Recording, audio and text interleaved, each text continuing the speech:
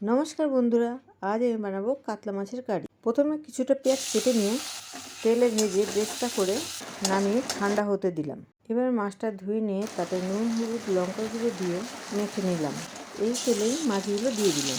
মাছগুলো এক পিঠ ভাজি হয়ে গেছে, উল্টে দিয়ে এক পিঠ ভেজে তুলে নিলাম। এবার মিক্সিং জারে ভেজে রাখা পেঁয়াজ, আদা, রসুন, কাঁচা লঙ্কা ও টমেটো দিয়ে পেস্ট করে নিলাম। এবার এই একই তেলে জিরে ফোড়ন দিয়ে কুচনো পেঁয়াজ দিয়ে দিলাম। হালকা লাল হয়ে এলে পেস্ট করা মশলা দিয়ে দিলাম।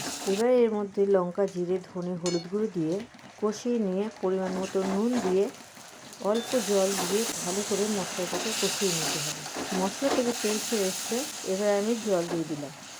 ঝোলটা ফুটে উঠেছে, এবার আমি মাছগুলো দিয়ে দিলাম। ঝোলটা ফুটে মাখা মাখা হয়ে এলেই ধনেপাতা দিয়ে নামিয়ে নিলেই রেডি আমাদের কাতলা মাছের কারি। রেসিপিটা যদি তোমাদের ভালো লেগে থাকে তাহলে like, comment, share and subscribe করে দিও।